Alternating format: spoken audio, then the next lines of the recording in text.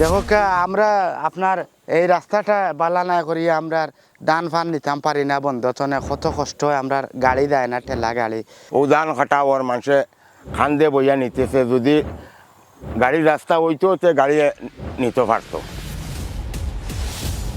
মানুষ দুর্ঘটনার শিকার হচ্ছে, কোমলমতি ছাত্রছাত্রীরা স্কুলে যাইতে অসুবিধা হচ্ছে, রুগী নিয়ে আমরা হসপিটালে যাইতে অসুবিধা হচ্ছে। বিয়ানীবাজারের বাক্কা রাস্তাঘাট আছে ভাঙ্গা, যে জায়গাতে আমরা টিপ অতিরিক্ত পরে আমরা যাইতাম পারি না।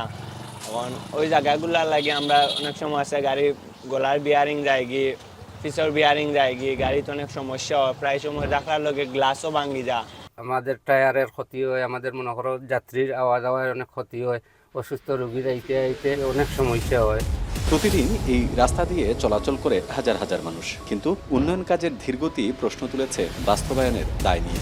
এমন ভঙ্গুর যাতায়াত ব্যবস্থায় একদিকে যেমন ভোগান্তিতে পড়েছেন যাত্রীরা, ঠিক তেমনি বিরূপ প্রভাব পড়েছে সিলেটের পর্যটন শিল্প সহ অর্থনৈতিক খাতে।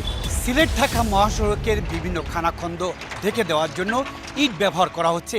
সেই ইটগুলো আবার কিছুদিন পর উঠে যাচ্ছে। এর ফলে এই সড়ক ব্যবহারকারীদের ভোগান্তি কমছেই না।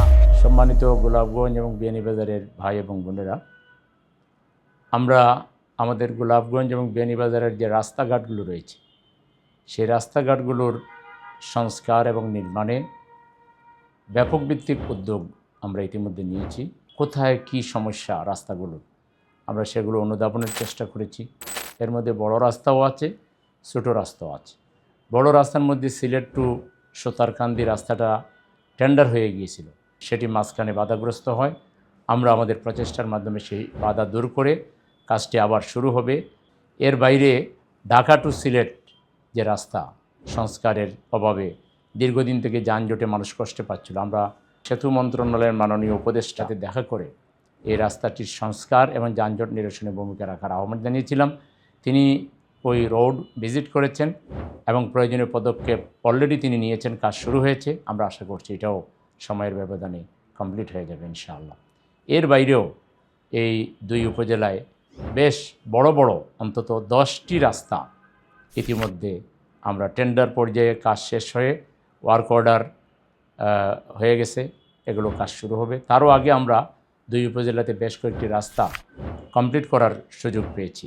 আমি প্রথম থেকেই চেষ্টা করে আসছি যে রাজনীতিবিদ হিসাবে আমার দায়িত্ব হলো সরকারের যে ফান্ড আমাদের এলাকার জন্য রয়েছে সেটা যেন আমরা কাজে লাগাতে পারি।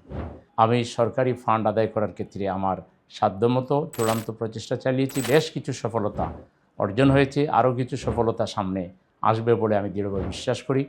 এভাবে পর্যায়ক্রমে ইনশাআল্লাহ যদি আল্লাহ তাআলা আমাদেরকে কবুল করেন, হয়তোবা গোলাপগঞ্জ বিয়ানীবাজারের কোনো রাস্তাই আর পাকাকরণের বাইরে বা সংস্কারের বাইরে থাকবে না। আমরা সেই প্রচেষ্টা চালিয়ে যাচ্ছি।